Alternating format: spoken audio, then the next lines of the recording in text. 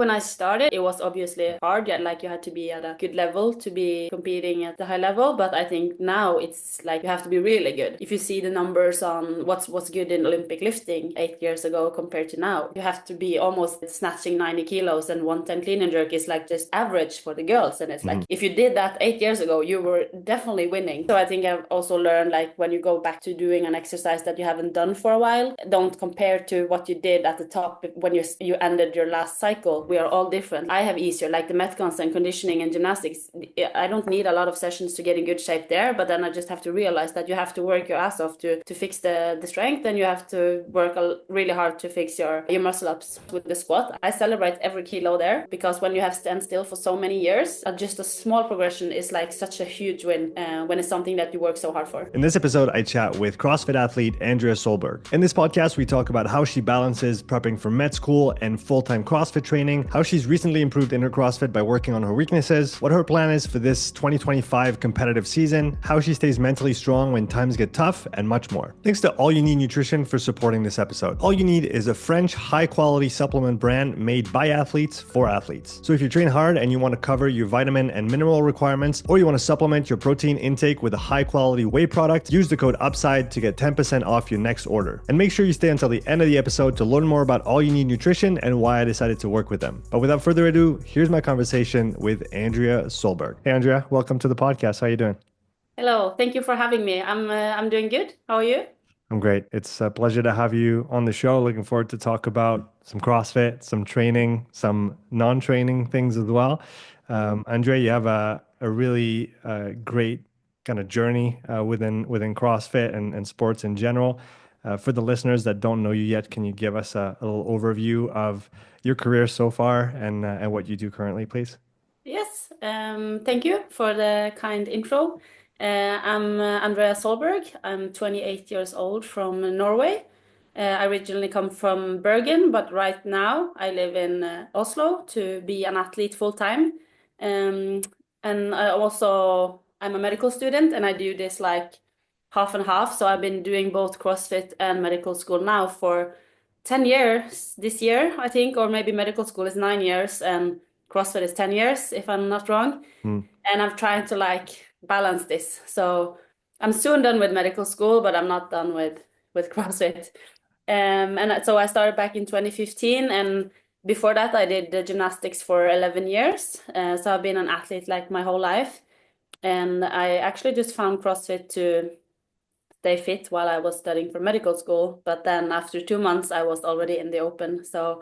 And then 1 year later, I qualified for regionals. And since then, I've been like one of the top girls in Norway until this day, which is a really privilege with the level being so high in Norway. And we're like climbing up there and showing that we all have some power up here from the north. And I've qualified for the CrossFit Games one time. I've been to several semifinals and regionals and sanctionals, and having international medals and the Norwegian champions for some years. So I have some medals, but we still have some more to take. It's good to hear that you're not finished and that there's still things to go and gather, some hardware to bring home. Yeah. Like you said, you have a very atypical kind of journey within sports, especially with the half on, half off around medical school. I want to start around that. How hard was the decision to choose that life and choose that path and maybe take more time to do medical school so that you could keep training on the side? Can you talk us through kind of around the time where you decided to go about it like that and why you decided to pick that option? Yes, sure. It kind of just evolved like this because I started in 2016, and then even though I was like liking the athlete life and qualified for regionals, I was like medical school was like my main prioritized. So I was only training once a day, and I was like not fueling properly, not sleeping properly. Like I was only prioritizing the school, but I was also like, but I can do both. Like in my head, I was so stubborn, like, but I can still perform in CrossFit. And then after 3 years, so in 2019, we were like forced to have 6 months off because of like practical stuff at the hospital. And then since I was one of the youngest, I was like, yeah, I don't mind like having 6 months off. I will just travel the world and compete in CrossFit. And all of a sudden, like when I stopped reading and started sleeping well and eating well, it's just everything just in training. And then I suddenly qualified for the games and I took medals in santcionals. It was just like this crazy autumn where everything just happened. So Mm. then I was like, okay, maybe I should take 6 more months off to focus on the games because I'm like, at that time, I don't know, I was still like 22, 23. So I was still so young and I was like, I just want to continue to build the opportunities that I get now. And then of course the COVID came and it was online games like and it didn't like turn out the way we wanted to, but then the school was also more online. So I Mm. could combine more training. Like I could also train twice a day even though I went to school because we were just home. Like we did nothing else than school and training. So then I went back to school for 1.5 year, and then when the world like kind of started to open up again, and I went to a surgery and an injury in my knee, I was like, okay, I have to move to Oslo because the Kriger community really started to build during these years in Oslo, and I knew like I always wanted to train with Kristin and together with my coach. So then I was like, okay, I'm going to take 1 more year off now and just like live in Oslo and see what I can do. So that turned into 1.5 or 2 years, I think. Mhm. And then the school said like, yeah, but you really have to come back. And then I was like, okay, but at this time I was almost done with my 5th year, which is it's 6 year total. Yeah. And then I said, maybe if we can go half and half, I think that's a way for me to stay motivated to finish, but still do like because I want education and I want to work with it later. It's just right now I feel like I cannot give up on this dream either. And then they said like, yeah, this is perfect. So here we are with 1 semester left. One semester left, and you Yeah. picked that up in September, right? October, Yeah, like August, August. September, August, and then you Yeah. have what, 6 months? Yeah, like exams is early December, so it's Right. actually just like 4 months. So just end of 25, you'll be done. Hopefully. I'm like not surprised if I have to do something in 26 as well, just because Okay. I've been so much out of it. But I will do my best and try to like be able to enjoy life even though I have because the exams are really hard the last semester in our school and you need to like put it all together.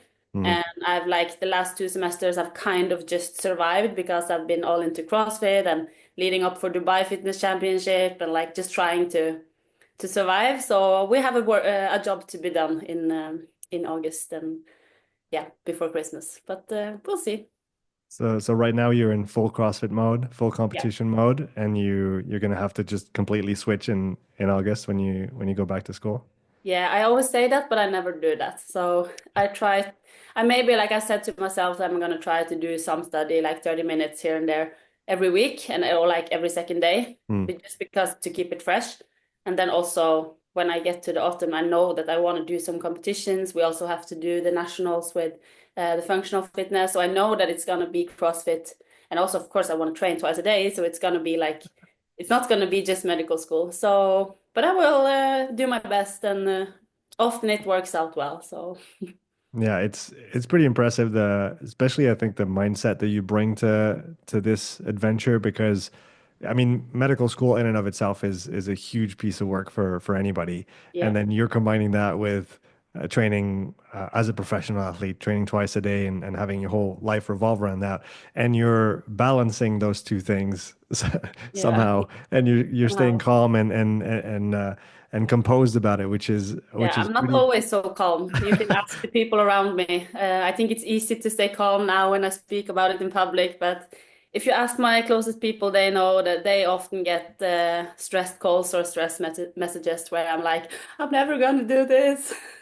Yeah, and obviously you have to have those moments when you're doing something hard. You're always going to have them. Do you have any uh, maybe major times that were difficult for you in the last few years, combining those two very high level activities, let's call them, th moments that stick out as being really challenging for you, whether you were in the school half of the year or in the competition half of the year?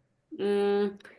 Yeah, I'm not gonna say like super hard, but of course when I think when I was injured back in 2021, it was hard to like build the athlete identity because that was also the year after the games and I could not even qualify for semifinals. So that Mm. was like maybe hard like for me as an athlete, but I think that also made me do the change when I was recovered from the surgery that okay, I am gonna go move to Oslo, and I am gonna go all in to like become stronger and like put all my effort into this, because those years around the games and COVID and all, I maybe like I wanted to be an athlete, but I maybe didn't like actually wanted to just be better at my weaknesses like I do now, because like now it's like okay, my weaknesses is what I need, because I know if I get better at them, I'm a really good athlete. And I think that's an interesting conversation. I want to get back to the working on the weaknesses, and because once you reach a certain level,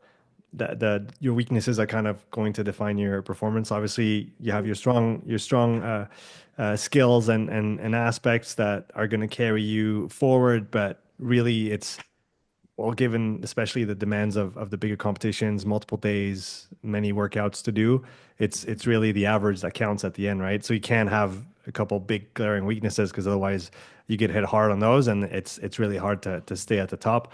Can you talk about how that has evolved since you started CrossFit 10 years ago now, and competing? How has the competition demands evolved since then for you? What do you mean demands for me, or like just in general? In general, and then your outlook on competition in CrossFit since you started up until now? Yeah.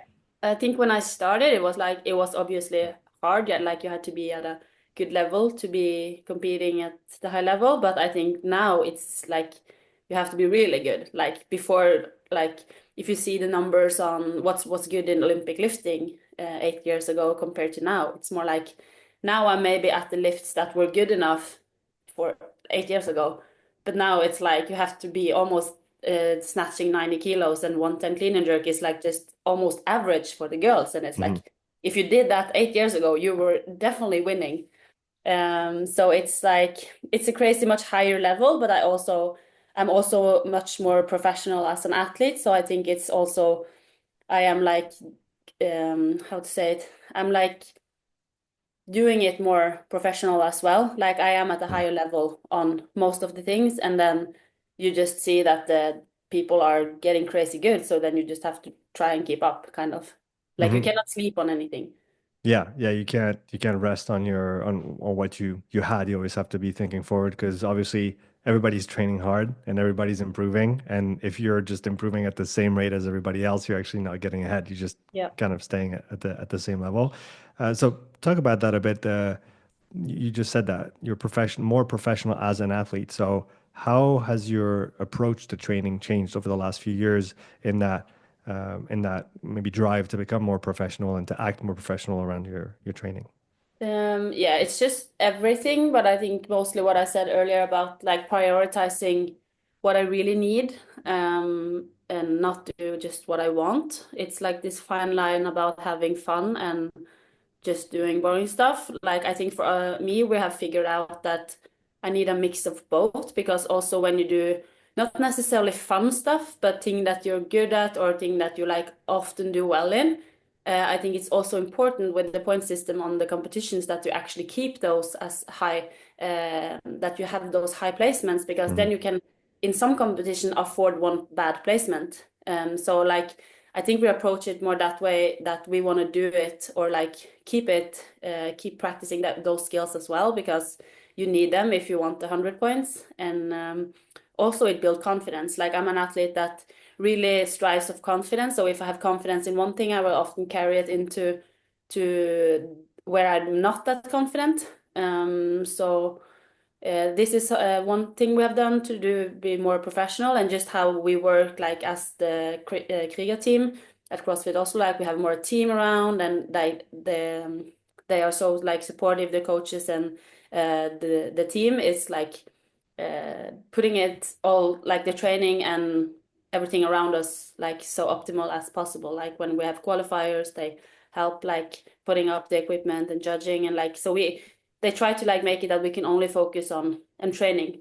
And then of course nutrition and sleep is also, and like how just recovery with this amount of training that we are doing these days. It's like if you don't have it in place, then you're not, like in my opinion, then you're not professional. Like you need to treat your body give it what it deserves if you want it to perform, kind of. That makes sense. You said before that you know yourself and you know that you strive with confidence and you need that in your training. Were you always aware of this? Did you take that from your gymnastics training early on, or is that something that you kind of learned over the years? I think I've learned it. Like me and my coach Joachim Rig, he's from Kriger training. Hmm. He's like doing the whole Kriger program. We have worked together 6 years now, so I think it's just a really like it's been a work in progress for sure.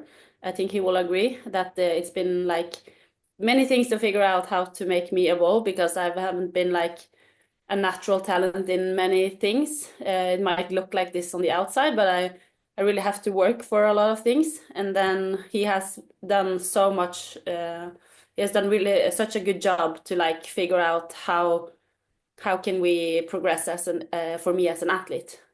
So I think we have together figure out. We have spent a lot of time to figure this out together.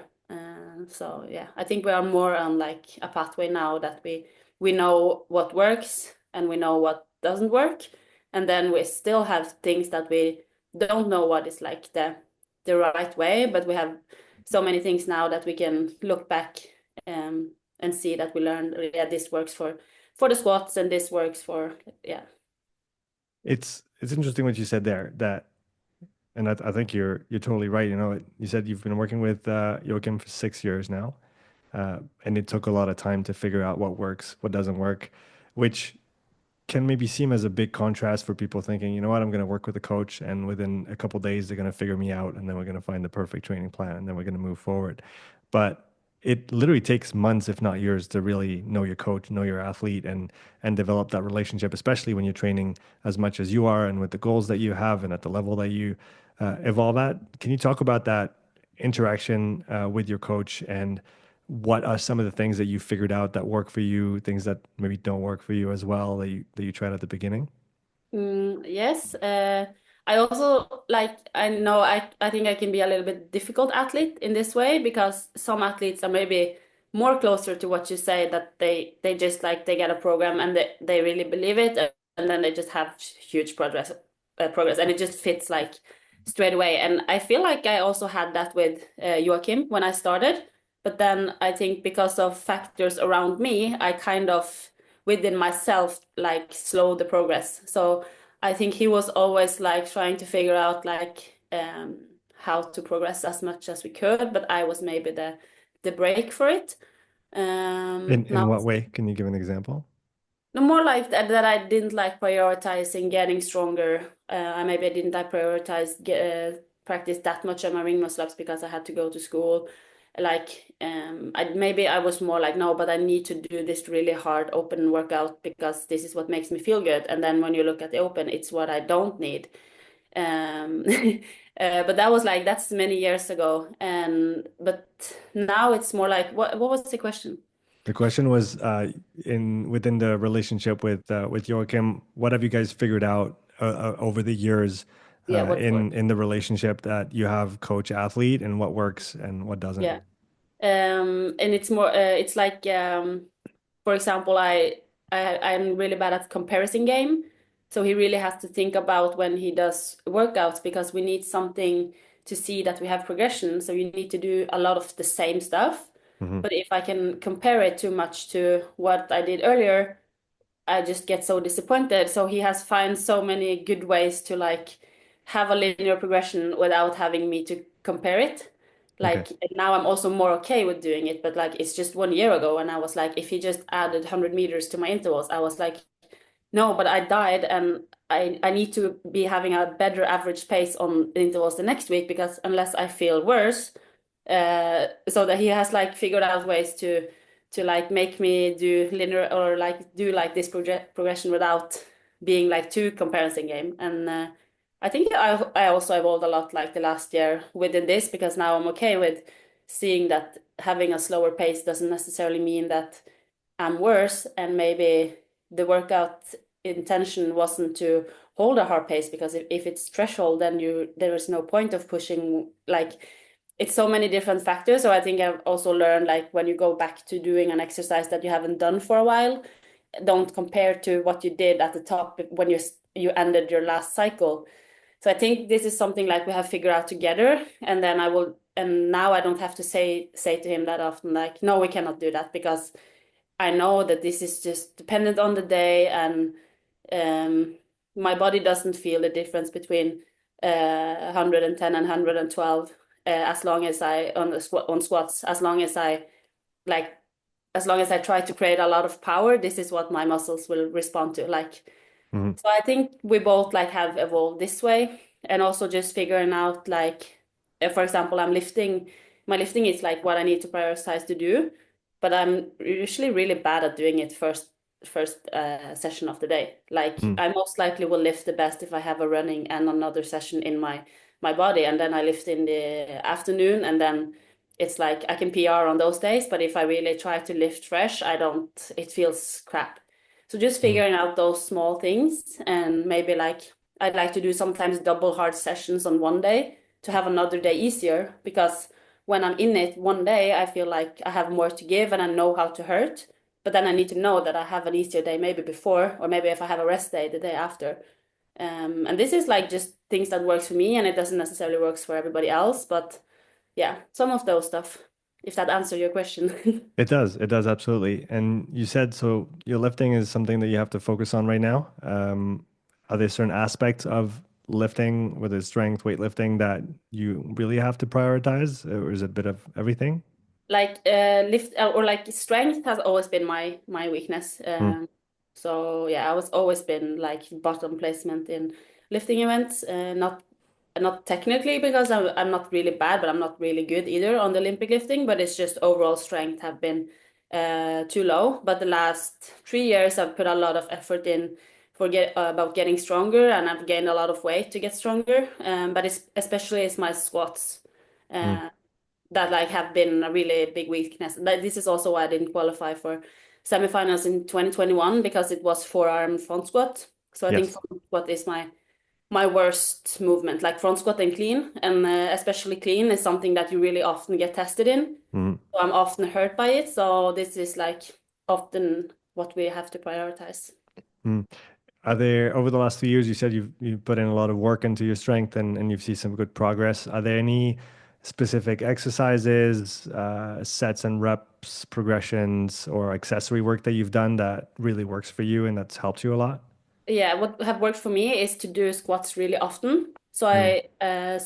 like 2 years ago, I think we could do it like 5 times a week. Now we do it 4 times a week, but Okay. not so much volume. This Mm. was also because I had my knee injury and my meniscus. Once we started to do bigger sets, like a number of sets, I just started to hurt, and now we are like the last few years we have been into a rhythm where we do squats Monday, Tuesday, Friday, and Saturday, Mm. and they on Monday they are heavy, and that makes me do better on the heavy front squats on Tuesday. So it's really weird. And then I do like leg extensions and accessory work on the legs like almost every day, but I Mm. do really few sets every day. It's like most often it's just one or two to keep like tension, and also like Mm. to build for like prehab for my knee, and like I just need to hold like tension in my muscles all the time. Mm. Because if I rest too long, then it's like, yeah, after a competition and you rest for some days, the squats is often the worst for me to do. Just It's it's so hard to, then it's like 15 kilos below. right. So yeah, so It's so heavy.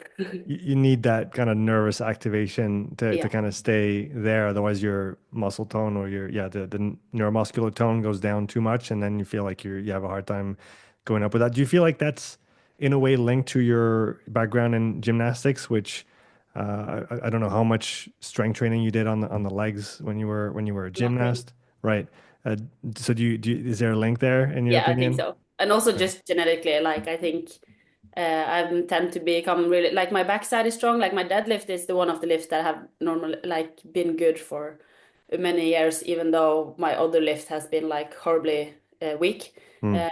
So like it's more just where I'm getting easier strong. Like also the bench press, if I have 3 sessions, I'm like at really high numbers. But squats is just like this forever going, try to get stronger. Like it's really slow response. I think I had almost 4 years without any increase in my squat, like for that period where I didn't like really want to go in for it. And Right. that's like crazy when you do a lot of squat to not increase like even a kilo. Because So you doing less frequency of sessions, but more volume per session, or what no, describe the change I between just didn't prioritize it. I right. ate too little and I prioritized doing conditioning, and I just said like loud, and I wanted to be stronger in my squats because I was always really I always cried in the competitions when I did so badly in the strength workouts, and I could not understand how people can get this strong. But I think that I realized that we are all different. Like some things I have easier, like the metcons and conditioning and gymnastics. I don't need a lot of sessions to get in good shape there, but then I just have to realize that you have to work your ass off to fix the strength, and you have to work really hard to fix your muscle ups.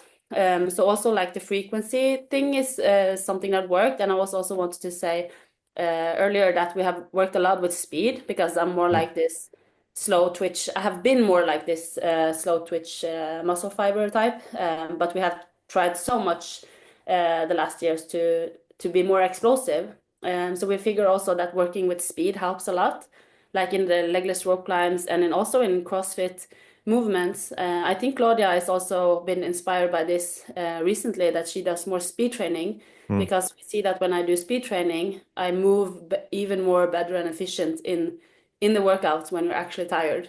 mhm. I think that has helped a lot. Legless rope climb used to be a big weakness together with the ring muscle ups, and after we started working with speed, the legless wasn't a weakness anymore. Mm, So of course we did a lot of other stuff, but I think speed has helped for me. that's Um, really interesting, and it kind of goes along with what you said before, where yeah, you have that kind of neuromuscular side that always needs to be stimulated, and if you do, it works well. If you don't, then you're under where you could yeah, be, right? like Mondays are so hard because I've rested fully on Sundays. Right. You don't do too well with full rest into hard training. No, I love Wednesday and Saturdays because then my body is on. Yeah, which again is very typical of a slow twitch dominant Yeah, athlete, right? You strive on the volume more yeah, than on the peak for sure. intensity. Yeah. So it also makes sense that the high numbers in the back squat are harder for you. Can you describe your Monday session or a typical Monday session on the squat and what it looks like for you? Yeah, so the back squat, we do back squat Monday because my back squat is not so sensitive from like resting. Hmm. So this is why we do back squat Monday and front squat Tuesday, because my front squat is what is like mostly sensitive, Mm, because just the front rack position is really hard to squat. So right now we do this small high rep progression on back squat. I don't remember what we started at, but maybe it was 6 reps, and now we increase 1 rep up until 10, and it's mm. only 3 sets, but it's 3 heavy sets. So now yesterday I did 3 times 9, and it's like when you put on a lot of weight, 9 is a lot. Yeah, what do you have left in the tank? One rep, two rep? So the last 2 weeks when we did 7 and 8, I was feeling pretty tired, so I had definitely no reps left in the tank, Mm, but it's okay. supposed to be 1 to 2, and Okay. yesterday I had 1 to 2, so that was a good job. All right, nice. Do you have a bunch of accessory work that you do in the same session for the quads for the legs, Yes, 2 or 3 times a week, but it's like 2 sets of leg extension, like you even said one before? set Yeah. of leg press, Mm, one big set of hamstring curl. It's more like, yeah, this is also one of the things that we have figured out, what, like how little can we do, but like just enough for it to work, kind of. hmm. Do you do a lot of unilateral work on the squatting pattern? We do some that, like we try to have it, like I think we just started some lunges progression because this Mm, is also something that I'm weak at. We have kind of avoided it a little bit because of injuries. mm, So I think it's something that we have should have worked more on, but we haven't been able to because of my knees. yeah. And I also had a struggle with my adductor 6 months last year. Hmm. So when we came to regionals, no, semifinals with heavy dumbbells, it was really hard to do lunges. Hmm. So we try to incorporate it without blowing up some injuries. Right, right. How are your knees now? Your knees are good? My knees are knock on wood good. Like we always have to. I think this is also one of the things that Joachim has learned over the year now. Is like he kind of knows what is enough. Like, and I always just write like we have this body scan, and if I write like that my knees are closer to 3, like the scale from 1 to 10, and Mm, 1 is nothing and 10 is like really bad. Then he knows when it's closer to 3, then he will take out some jumping, like, or he mm, would write, if you feel it in your knee, you just do bike instead of running. mm. So it's like, and then I feel like now it's bad. Okay, now I should not do the running, or I should have a break on the bike between my running. So Is I that think a yeah, pretty is that good a too. sorry. Is that a big contrast to what you would have done maybe 3, 4 years ago with the same plan? Would you have adjusted and done the bike instead of the run if, in that case, or So hard because I still think to that this day that I would continue to run even if it hurt, mm, but not on my knee. Because mm, last year the adductor was, I think one of the problems why I didn't go away was because I was so stubborn about running. Because I've actually been like I am really good at running, but we have been kind of not been able to get it out on the competition floor lately. So I haven't been such a strength as we have thought that it is. And then have been like, yeah, but I need to do all my running sessions, so I might have other injuries because of being too stubborn. mm. So I'm for sure one of those athletes who have really hard time to just to do the smart thing. But when I come to my knees, I'm pretty smart because I don't want to do surgeries again. Yeah, you've been there and you don't want to you Yeah, know what can happen if you make yeah. And that. everybody on my father's side doesn't have any meniscus left, so I'm like, I Okay. really need to take care of my knees. So I think Yeah. those are the ones that I'm mostly good at taking care of. Okay. Are there other weaknesses that you're trying to work on in parallel to the strength? Yeah, my ring muscle ups, they are actually almost even worse than the strength. I think the last 2 years I didn't go to the games because of the ring muscle ups. Because you Mm, can afford one bad event, hmm. but you cannot afford two. Right. And so the ring muscle ups is the one that have like stand out. And it's so weird because everybody has just been like, yeah, but you have been a gymnast, like it's just too easy to fix and blah blah. And then it's like, okay, imagine yourself trying to change the way you walk or trying to change the way something you do so naturally. I've done this wrong for maybe 8 years, Mm, the muscle ups, and it's really hard. Like it's been I've worked so many, and we have worked so many hours, trying everything, every approach that you can imagine, and just nothing happened. It wasn't like that, like especially the last 3 years, it wasn't that we did not prioritize it. Like we prioritized it so much. So many are like 3 to 4 hours each week. We tried different approaches, different like hands-on, whatever can we do. And then I think 1.5 years ago, I started with putting these boxes on the side of my rings, hmm. and I did that consistently because it felt like now I'm doing it more right. Because what is wrong is I do something like that I cannot top my hip, and I do something weird with my arms where I like kind of hold too hard on the rings and I push them like away. So Mm, it's more like a strict ring muscle ups. mm. So I've always been able to do them, but it's like sets of 5 is impossible when I'm It tired. costs you a lot. Yeah. Yeah, it's really bad when I'm Mm, like at this level that I cannot figure it out. And I think that is like one of the things that really have like impacted my mental health also as an athlete, and like doubted myself a lot just because I put so much effort into fixing it. But then in I think it was August last year, suddenly the boxes started to have effect after doing it for like 1 year. mhm, And I was like, okay, now I'm trying to figure it out. So this autumn have been like, I think I was in the best shape of my life in like September, October this year. And I think that was also just because I've started to figure out the ring muscle ups. Then I like everything is was more like I started to believe so much more in myself. And it's not the ring muscle ups is still a big weakness. Like if I'm tired, like I still have a long way to go to get the high reps in a workout. But now I'm at this level. If it's like not so many reps, I'm still like I can perform at top level. Like in the Dubai qualifier, I mm. think it was a really good placement. Like even though it was ring muscle ups, and so this is something that we have been like working on, and I think a lot of people also have seen that this is actually why you don't go to the games or why you don't like have those high placements. And I have tried, but now we are on the right way. So that's really good. It must be really well, satisfying when you finally find the way through and something that's going to work. Yeah. You said you did it wrong for 8 years. Mm. Was it what you were talking about? Essentially the Yeah, technique you were too using strict. just wasn't Yeah, too optimal. strict, no hip, like Okay. everything is just was just bad. And I still have those reps when I'm tired Mm. and Comes back out.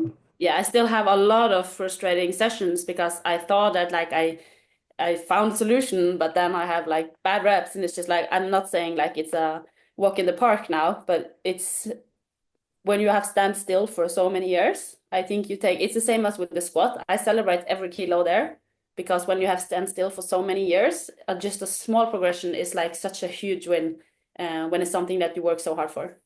Yeah, no, definitely when, like you said, the fact that it was so hard for so long, but then also, even though you're seeing progress, you can't take it as, achieved, right? You have to keep Yeah, moving forward. You have to keep trying. Sometimes you still have bad days, and for sure.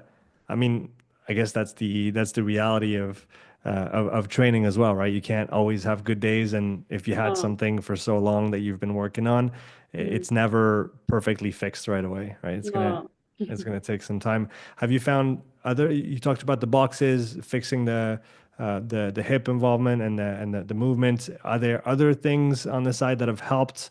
Some accessory work on the strength, or has it really just been the technique that's been the issue? So the technique has been the issue, but it also is weak points in the whole movement. Mm, It's in my swing. I'm really flexible in my overhead position. This is okay. why I love everything overhead. Like give me a close grip front squat, no, overhead squat, and it's like almost as heavy as my front squat. It's like crazy.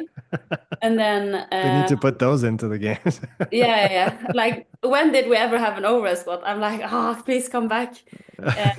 with Um, a short bar yeah, that would be really nice. or dumbbells. You would do great. Yeah, I love it. So then we have tried to like because I also feel in the muscle ups that my swing is my problem because Mm, I don't have like it feels like they're so floating around because okay. I'm so mobile. They just go everywhere. So I have like no control over the rings. We Hmm. say that they're just like this. This is how I try to explain that I have nothing to push down on, To kind hang of. on to. Yeah. So we did try to do pullovers, Okay. this exercise Yeah. with the barbell and kettlebells inspired by the javelin Ja- throwers. yeah, So I was this is gonna say. Joachim, like how he has so many times he have studied what to like get my ring muscles better. This is of course one of his ideas. That's awesome. Yeah, and we did that this a lot this autumn and summer, and then the ring muscles started to get better. When I moved to Oslo, we kind of felt like there was stopping or getting back a little bit, but we had also stopped doing the pullovers. And I struggle on the new rings, but now when we took the pullovers back, I feel like my swing is better again. So this is one accessory, and then we have another one, which I don't know how to call it, but I think this is also one of the main problem with the transition because my hands have been like stuck here. I haven't like go around like The this. turnover kind of, yeah. So we have kind of done. Joachim made these rings, so attached to this apparatus in the gym where you do all the accessory movements, Hmm. Hmm. and we kind of do like this internal rotation, like with weights, and I'm Okay. lying myself in a muscle up position. Mm. So I actually just go into another gym, bringing my rings just to do this. And also when we put that back in now a couple of weeks ago, my muscle up suddenly felt so much better. It's These, it's re yeah, these that, are the that two exercises where I really like feel that they have helped because these are the two like positions in the muscle up where I feel like here's something wrong. Like it's in my Superman and it's also in the transition. it's really cool how you guys have figured out, what portions of the movement you need to work on. And going back to what you said before, even on the squat and on the legs, the speed work helps you a lot, right? So having that impulse, that explosive aspect of whether it's the hip, whether it's the transition, it's cool to see that you've found those little exercises, sometimes Yeah. inspired by other sports.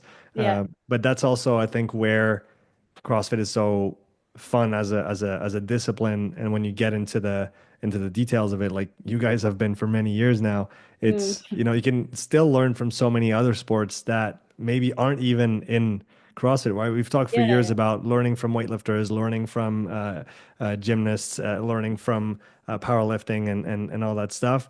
But Mm, we can still learn from javelin throwers. We can learn from other sports. But there's always some little things to do, and mm. that's also cool to see how you've responded to it, right? It's brought a bit of I was going to say maybe fun is not the right word, but some variety in the training too. And Yeah, especially when you see the transfer and something that you've been struggling with for so long, yeah. that must be really cool. Yeah, I think it's really fun for me, and it's also why I like to work so much with Joachim, because he's always like renewing himself, reading studies, like looking, thinking outside of the box, and really like try to figure out what is the best for this athlete. Like because he has many good athletes in Oslo now, and Hmm. it's so we train so different on different levels just because he figured out what works for this type of athlete. Hmm. So So it's really good. we've talked about the things you're trying to work on, your weaknesses. Talk to us about what you if Andrea had to pick the workout for you, what would you pick? What's your favorite type of workout to do? The thing that's kind of the cherry on the cake when you get to do it. I think my favorite thing to do is not necessarily what I'm best at, but also it is what I'm best at. But like if you give me handstand walking, I'm most likely gonna do well. Then I'm trying like I'm if the handstand walk is a big part of the workout, I expect to win the workout. Hmm. Uh, so this is really good, but it's not those are not the funnest workout. I'm also really good at just CrossFit. Like give me CrossFit without a max lift or without muscle ups, and I'm most likely gonna do well because I've been doing it for so long. So I'm really efficient in my movements. And when it's qualifiers, it's just like this is where I'm the best. It's like most often in qualifiers or when we have like pure CrossFit on the competition floor. Hmm. So as long as there is not a big limiter in movements, I will most likely do really well on a CrossFit workout. But typical open workouts, like you have double unders, you have toes to bar, and just like burpees, something easy. It's really natural for me to just move fast and hurt for 8 to 12 minutes. Hmm. It's Hmm. probably what I'm the best at.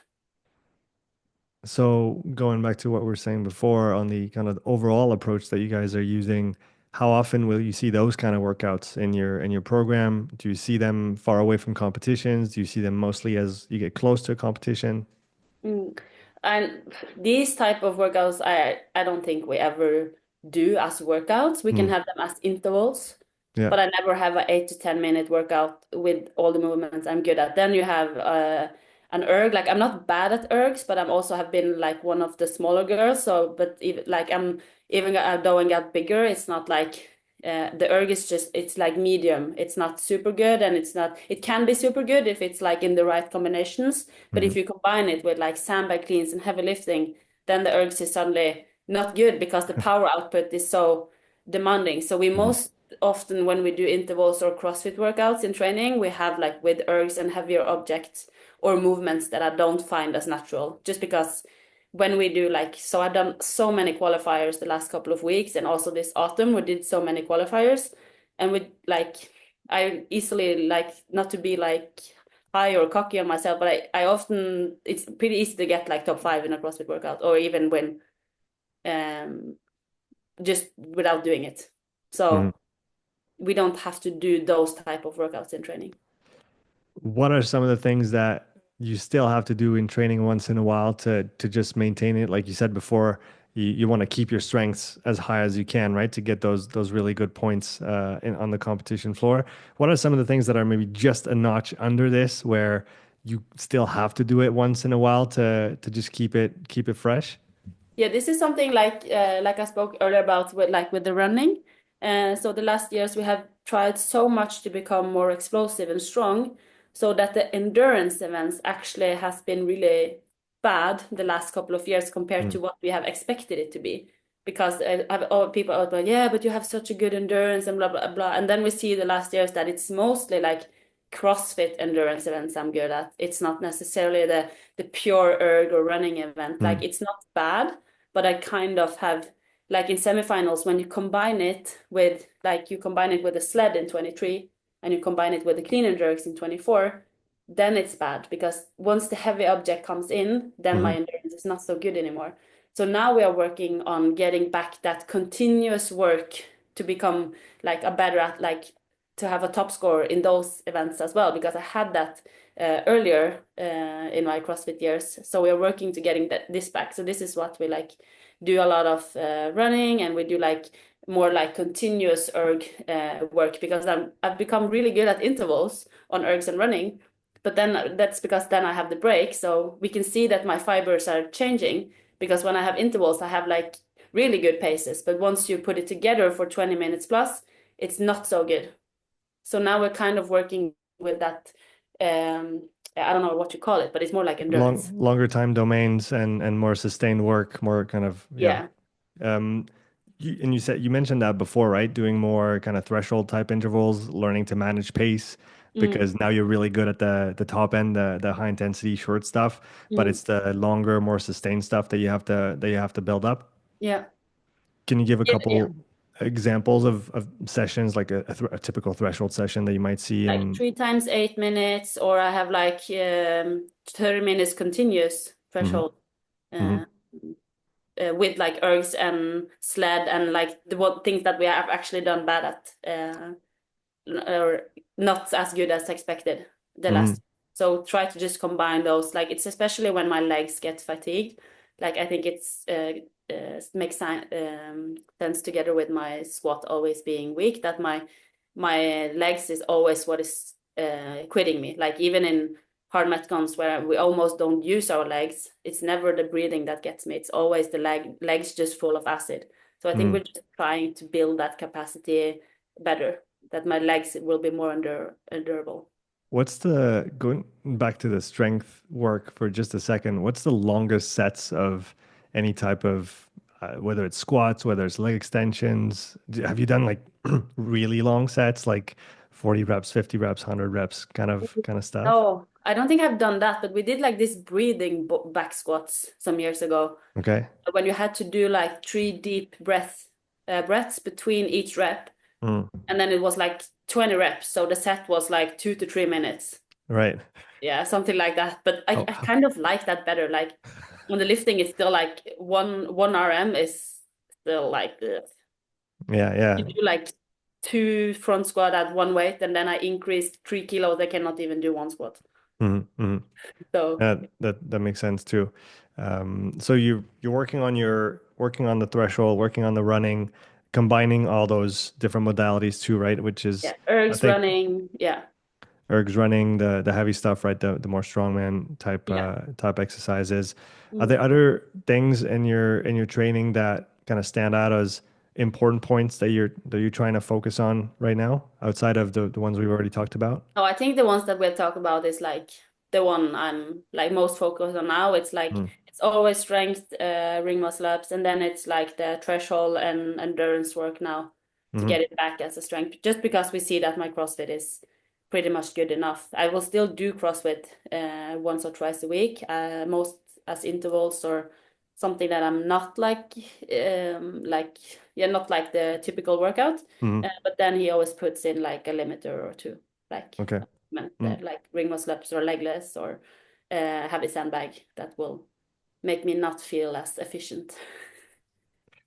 You've talked before about the mental health aspect of you as an athlete and the impact that maybe certain competition results or certain movements had on that side of you. Can you talk about how that's evolved over the years competing and what you do now, whether it's in training or outside of training, to help you with that side of things? Mm. So I think the last couple of years I've been like this. Oh, I'm so good in training. Like in training, I perform much better than in competitions. Mm, And I think that's also the case if I look at the competition some years ago, like from 2022 and 2023 also, especially in those competitions where I feel like really wanna qualify for the games, or I really wanna like achieve something.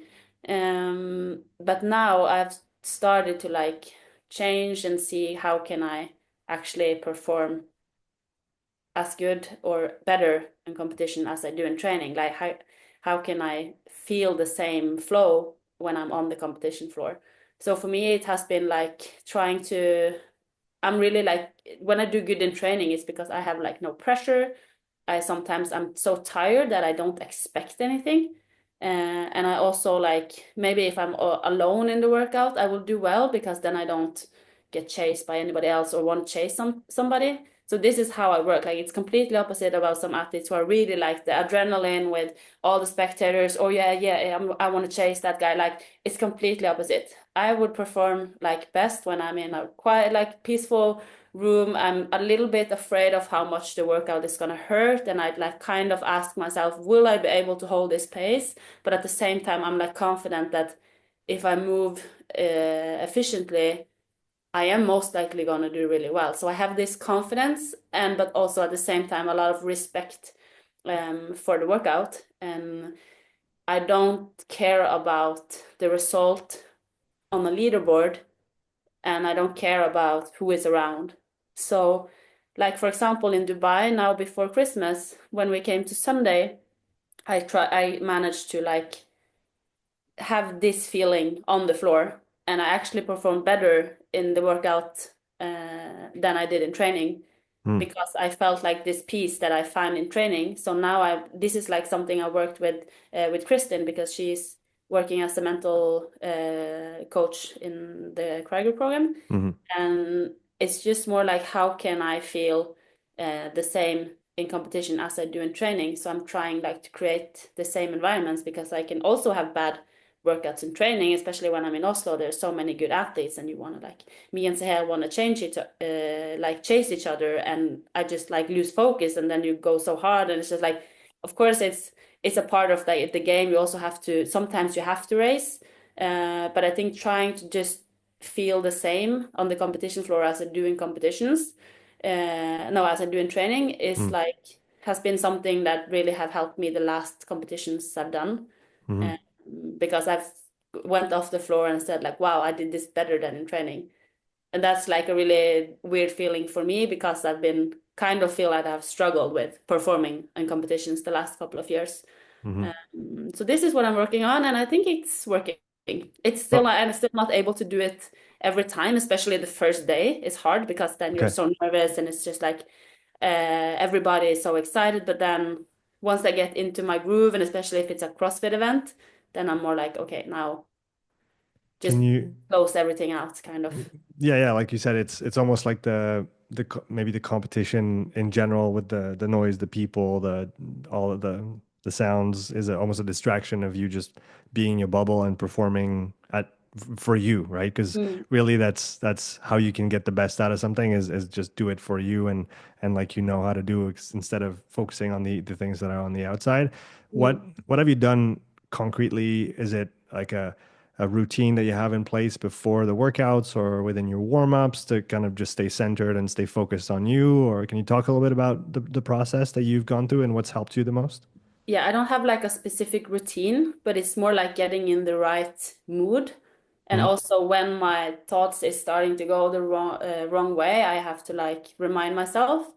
And then it's working on like lower expectations, not necessarily lower expectations, but stay curious to what can happen. Like be open that to that it can go really well, and but you can also fail.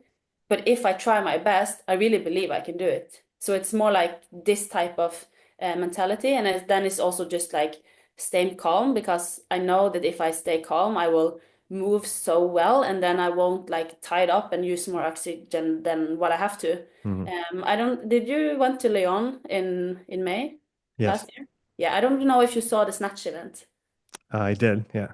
Yeah, I don't know if you remember that I was in the last girl standing, and then it Mm. was like crazy audience Hmm. cheering for me to get that last snatch. Yeah. Like every competition that people have cheered for me in a heavy lifting event, I've failed just because I hate them having expectations Right. on me. And I think this is the first time I felt like the mental training was working, because at this time I was like, you cannot make this a negative thing. You have so many people cheering for you. Hmm.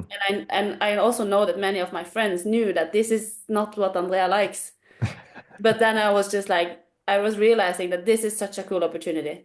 And Hmm. then then I came into this zone that I do in training because I knew that I had finished this in training, but it's always hard to do the same in competition. Mm-hmm. But then I just knew, okay, be open-minded. You can't fail the lift. That's okay, but you should definitely try your best, and you have become such a stable snatcher at 80 kilos this spring. So I know I can do it. Mm-hmm. And then just use this like crazy audience for the better. Because the worst thing that can happen is that they get sad if I fail. Mm-hmm. Like, don't be like sad and like make a fuss out of it. Just like use the opportunity. And I was so almost like could not catch it, but I was like that was the first time I like showed myself that you can actually do have your inner peace and lower expectations, even though you have so many thousands cheering for you. So that was really cool experience because many athletes are like they are easily hitting the lift when the crowd goes nuts. But I'm like I have been the completely opposite. But here I was able to like turn it around and use it for something that would actually like make me do the lift. Mm-hmm. That was really How cool. can you describe how it felt to have so many people looking at the same time, cheering? What did you feel inside? It was crazy, and I think this was it was just like okay, wow, it's crazy. But then I was able to just like not shut it out, but put it like behind the bar.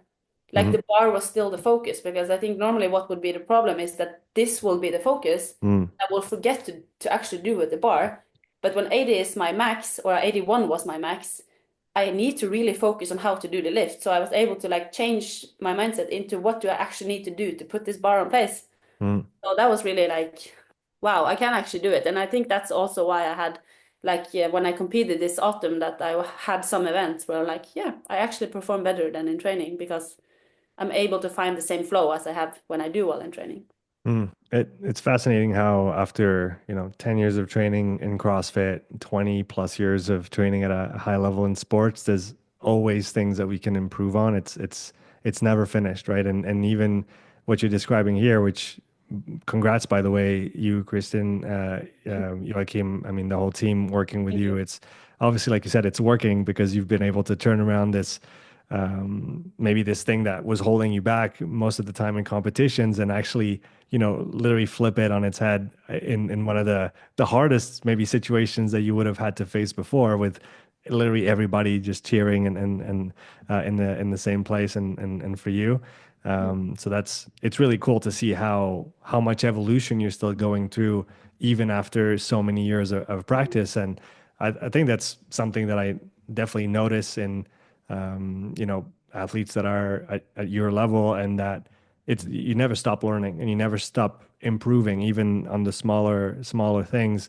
And how do you keep your motivation, your drive to go through this after 2 decades of competing at a high level in sports? What drives you?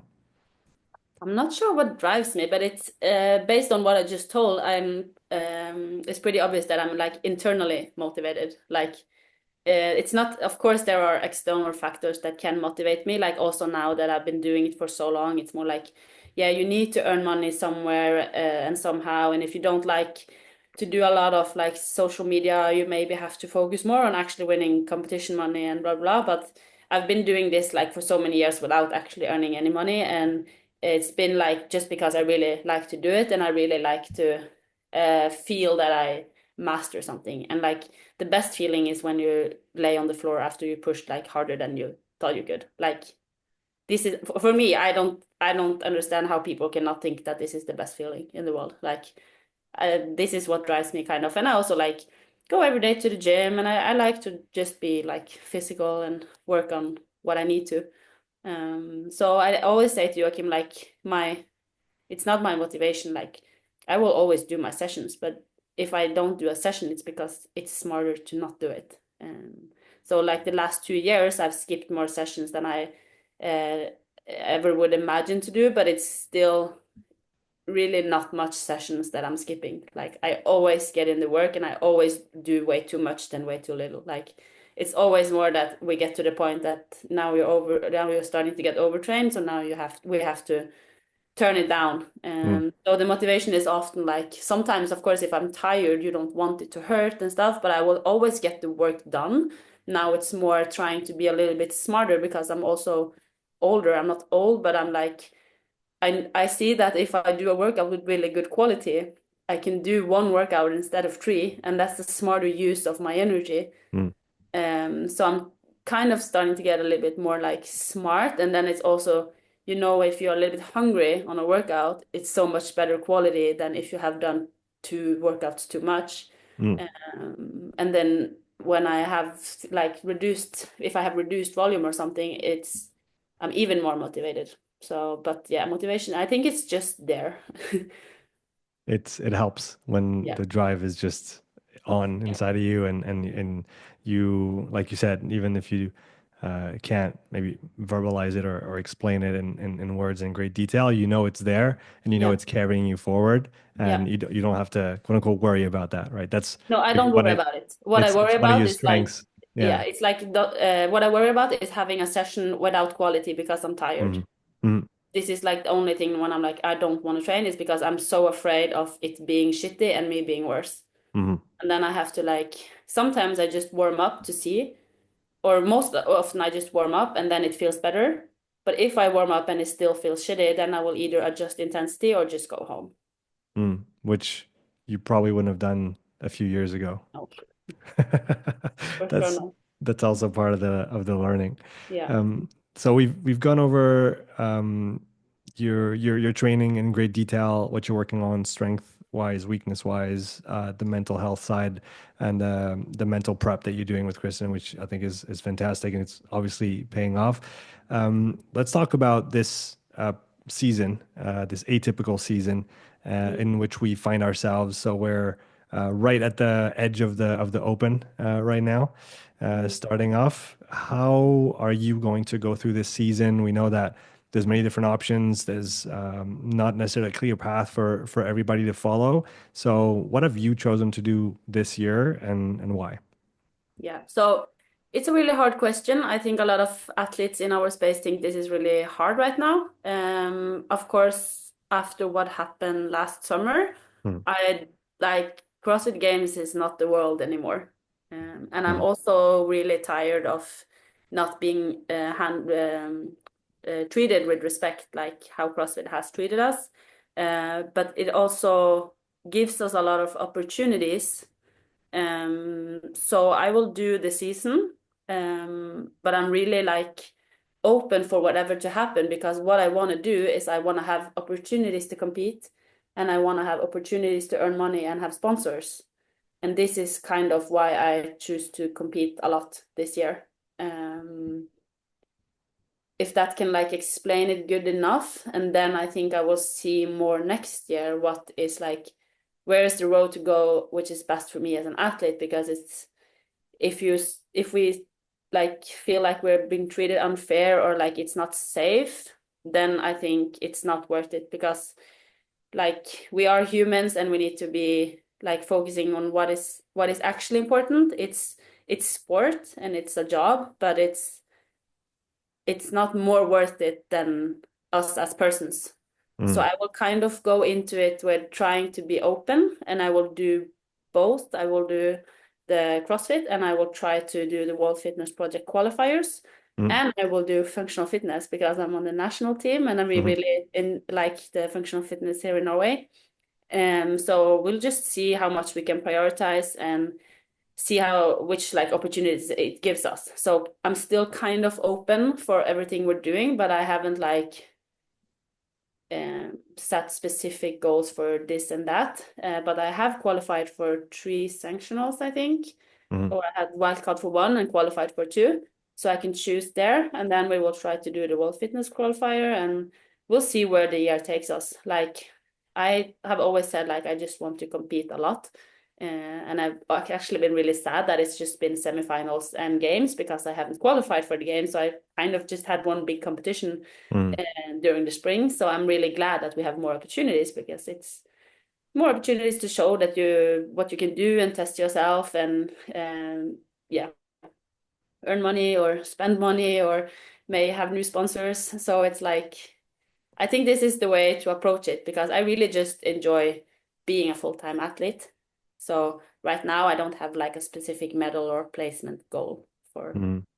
Yeah, uh, you want to keep doing what you're doing in a sustainable way, in a yeah, safe way, like you said. yeah. And yeah, I think it is obviously, like you said, it's hard, and we've had those conversations with Claudia as well. You know, the decision making around what you're going to do, what you're not going to do, and again, the uncertainty, right? Because it's, I mean, yeah, sure, it's part of CrossFit, Mm, but I don't think that for you guys as athletes that are, you know, trying to perfect what you're doing every single day, and you're literally just dedicating your life to training into the sport, mm. at some point having some structure or some direction and knowing what to expect of your season so you can make plans, like you said.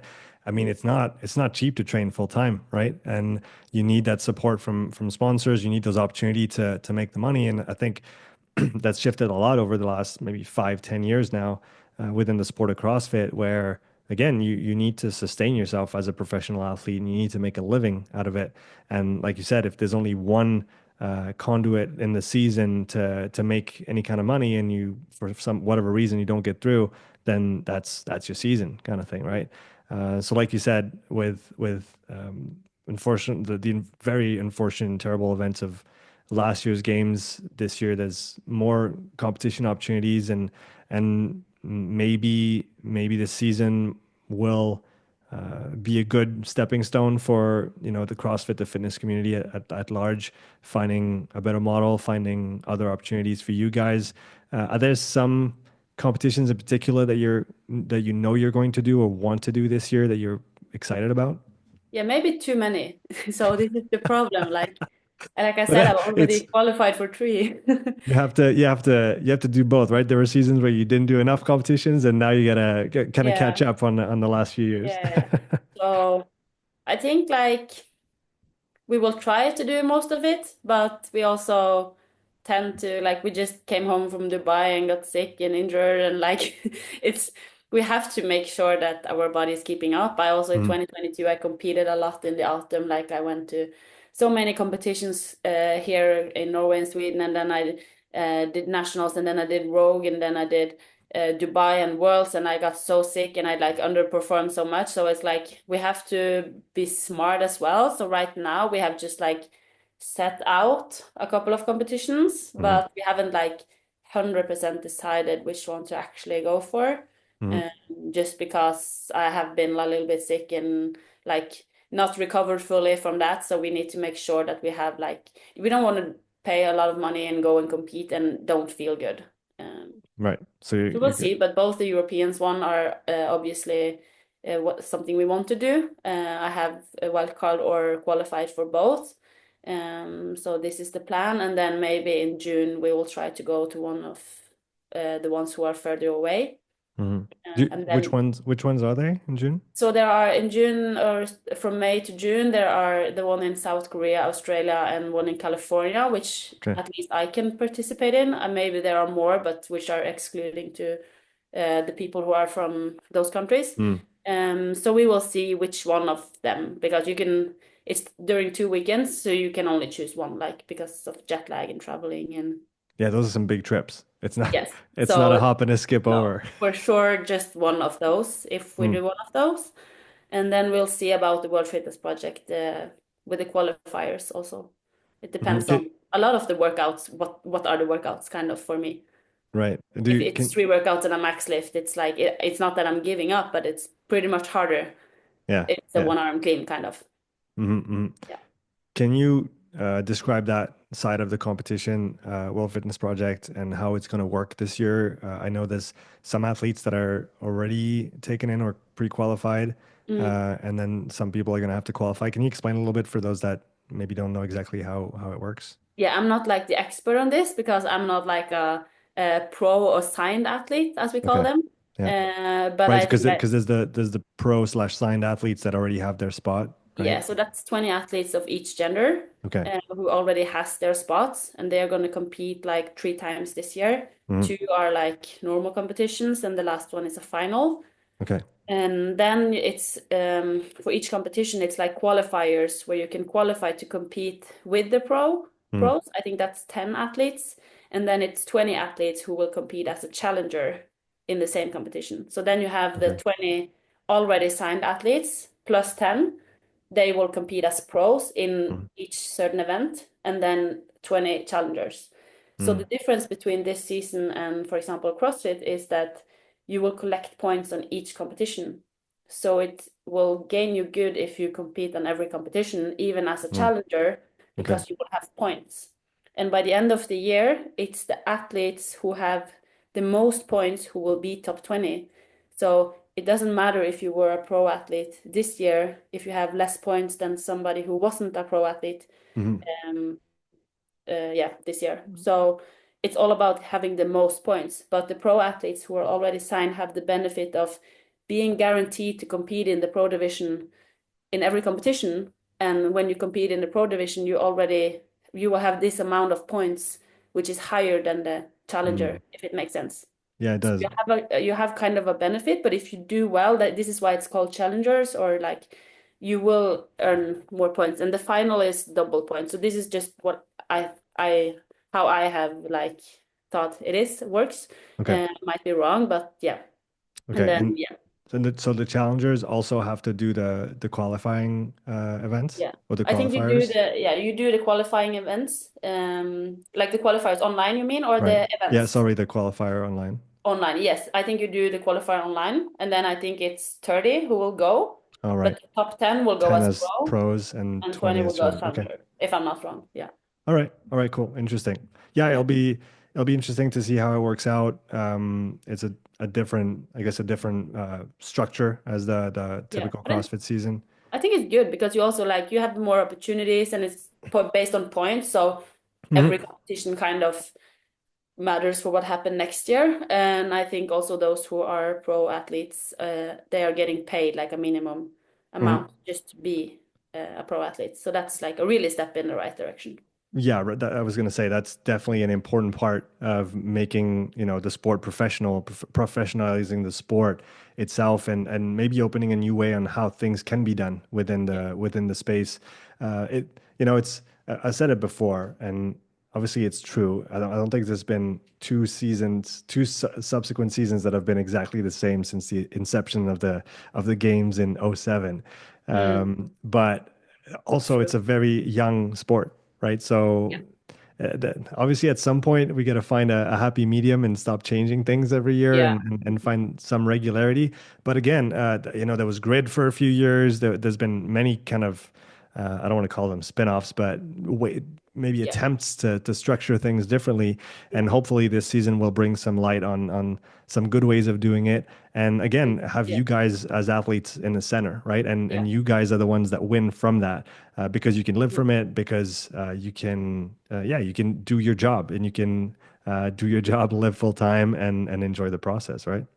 Yeah. So this is, yeah, just the way you explained it is just also why it's hard for me to set like a specific goal. Mm, of But course. like, I want to be in like one of the top athletes. Like, so no, I'm not like say a placement wise, but I want to like show that or not show, but I want to like feel that I perform for the way like in a level that I feel I am, and Hmm. that meaning doing well on big competitions, if that's like more a concrete goal. And I Hmm. think this season is a good opportunity to do that, and also to have maybe bad experiences and learn. But that's like a part of the game, and then we'll see what how it turns out. And then I will be open-minded for both seasons. I think I naturally is more skeptic about the one that we already know, just because of what has happened previous years. Mm. And yeah, but I will still see, and I'm also good at like giving people chances to improve. And yeah, Hmm. Well, all I wish you is that you PR your front squat in front of a thank you. huge crowd screaming at you. I actually PR'd it just like some weeks ago. Nice. That's Mm. awesome. It's moving. Yeah. Andrea, I wanna finish off with a few questions that we got from our Yeah, nice. friends on Instagram. Get some questions. Yes, we got some Nice. questions. The first one from no other than Claudia Gluck. Oh, What's been the biggest change in your approach to training in the last year? oh. In the last year, Yeah. actually, I think separating me as an athlete and as a person more. Mm, I think that comes naturally when you get older, because when you're younger, it's so easy to identify yourself with your results. I still identify myself as an athlete because that is a lot of what my everyday is. Mm-hmm. But I also see so much more, and I have so much more enjoyment and peace with myself when I'm able to separate my numbers with me as actually I can also Mm-hmm. be a good person outside of the, yeah. And I think especially when I do medical school like this autumn, I have so much break from training and because we had like I was at a doctor's office this autumn and you cannot think about CrossFit for those seconds because you really have to just focus on helping the patient. And I think then it's even easier to like separate those two and I can put even more quality into my training. Mm-hmm. So it's not a physical thing, it's more like a mental thing. Physically, it's like getting stronger and fixing my ring muscle ups. Jack Farlow asks, can you talk about your nutrition approach in general? Yeah, so I've started, or like I've always struggled with eating like enough to get strong, since it haven't been like come so naturally. But I have gained a lot of weight the last couple of years, and I have just tried to eat more, especially like Mm. carbs and stuff that will fuel the CrossFit. But I also like have to eat what works for my body because if I eat like a lot of like trash, not trash, but you know what I mean, I don't feel good and I don't have good energy. Mm. So it's more like how can you eat enough with still eating what makes you feel good? Because I think many athletes can relate to that stomach issue. It's like problems, and if you eat this and that before training, your training session, like you don't feel good. Mm. So it's more like trying to figure out what works for me. But it's mostly like high carb and making sure you have enough protein and fat. And Mm. then I don't like count macros, but I kind of know where I'm at each Mm. day. And I'm also really like I should be able to enjoy myself. So I'm really like I eat chocolate and like yeah. It's not like super. I haven't been like I was struggling with eating when I was younger. Mm. But right now I will say I'm pretty like relaxed and my main goal with how I eat is to perform kind of. Mm. So I'm really like I feel like I'm in a good place when it comes to my nutrition. What's your favorite type of chocolate? It's like it's two types. You have this Norwegian chocolate milk. It's just the plain milk chocolate. Okay. It's called melkesjokolade. Mm. And then it's this Belgian. Uh, it's really I don't think a lot of people like it. It's like this seashells with nougat inside. Nougat. Okay. Is that how you say it? Yeah, I think it is. Yeah, in Yeah, I English. think Yeah. many people get really like they think it's too much. Okay. But those two is like All right. So people, you know what to do next time you go and see Andrea in a competition, and if you go to yeah. Belgium before, you got to bring her that Yeah, we special also buy chocolate. it on the tax free here, Oh, or you found yeah, it I in the always duty buy it free? on Yeah. yeah. Okay. So it's like people knows I need my chocolate. That's awesome. Monica Solberg Oh, my asked, mom. Hi. yeah, she asked your thoughts on the season. I think we've gone through it quite a bit, but if you had to sum it up in one sentence, just to answer your mom's question. Let's try it all. I think that's the best way to summarize it. Yeah. Meg asks, what is your why in CrossFit and how do you hold on to it when it's tough? I just really like to feel that we have this good Norwegian word for it, but I don't know what's in English. But just feel that you did something good. Like you get this feeling, oh, I did that, or like Mhm. is there an English word for it? I guess you could be satisfaction is not maybe the best term. I know Yeah. there's a better one. Fulfillment, maybe. Yeah, maybe like just Mm. like you overcome something that you thought you couldn't, kind of Hmm. that feeling. Hmm. I like it. Then I'm not going to say the name, so I won't give you any hints, but she asks, does Andrea miss something or someone in Bergen? Yes, I miss my friends. I think it's the one who asked the question is Marte. Uh, I and don't it's know if also, it's keep going. yeah, and then I also have Lynn and Evelyn, but I will assume that it's Marte who asked the question. The handle is Mandelids Mandig. Dulan. Yeah. Yeah. So okay, here you go. I So, really so miss you too. Those are when I'm studying in Bergen. I have especially I have many good family and friends who are supporting me, but I nice. have especially three girls. I just say to them, this is when we start the workout, and they will join me all the time. And like we are alone in the gym, and they come to just support me for like Dubai prep this winter. They just like it was Sunday afternoon at 4, and we did like this super hard metcon, and they were just like, "Yes, we're here." So they are like they're the best girls supporting me when I'm back home, where I don't have like the other athletes around me and the typical environment for athletes. So The real fan club.